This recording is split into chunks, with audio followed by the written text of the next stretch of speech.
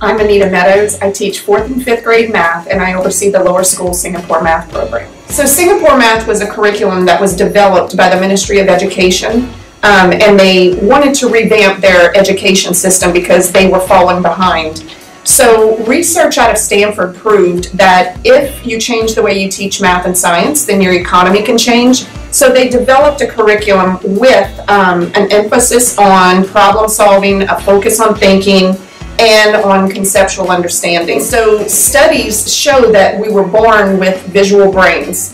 When we teach math conceptually, we need to link those ideas through the concrete, pictorial, and abstract.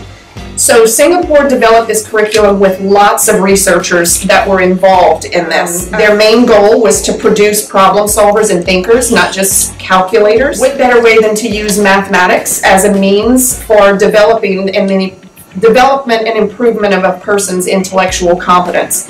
So we are using mathematics as a platform to engage students in thinking and in problem solving. Singapore math is not a new math. The curriculum shows 4 different learning experiences. When students are introduced to a new concept, we follow the exploration component using the concrete, pictorial, abstract approach. Students work in groups. They start any new concept with hands-on objects, whether it's paper, whether it's blocks, whether in the younger grades they're using real apples to be able to represent a story problem.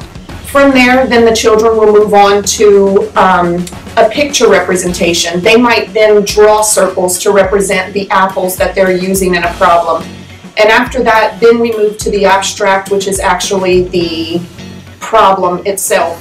From there, we go on and follow the structure component. Basically, this is where the teacher actually structures the discussion. They don't necessarily structure the concept or the learning. After the structure component, the next learning experience we go through is the reflection.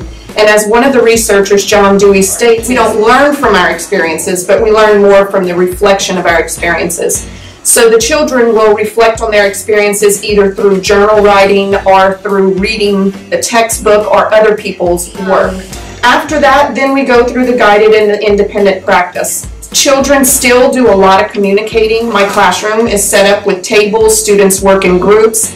I see myself more as a facilitator rather than a teacher. We want the children to be able to have a deep enough understanding of the concepts so they can become problem solvers, not just know how to solve a problem. We've been using the Singapore math program for 11 years. Our teachers do or attend at least 2 training sessions per year in the Singapore math program. We've been very fortunate to train with what is known as probably the best Singapore math expert. Here we were chosen as one of 20 schools in the country to be able to pilot a new 1st grade textbook. This year we're now using the textbook in grades 1 through 3. We still have a lot of support from the author of the textbook and from the Think Mathematics department in terms of if we have any questions, so there's a lot of support involved in that. And next year we're going to be incorporating the 4th and 5th grade textbook as well. Some people see that math, the way that we teach math is different than the way they learned it, and in a way, yes it is. Just recently I had a new student who has come into St. Edward's this year, and we were talking through problems, and the child looks into a problem and just wants to pull out numbers.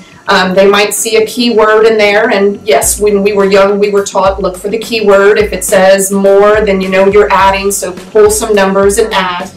The types of problems that the children are solving now, you cannot just teach keywords, so we build on that conceptual understanding where they can apply what they know. So working with this student one-on-one, she basically looked at me and we're going through a problem and she wanted to do some calculation. She was trying to remember what she needed to do to be able to solve the problem. Once we discussed the problem, then she looked and said, well, there's no way it can be that easy. I didn't have to calculate anything. So she saw that by drawing a model, the answer was right in there. There wasn't really any calculations that needed to occur. So we don't teach tricks or shortcuts, but rather building that conceptual understanding, the children are then able to solve problems they've never seen before.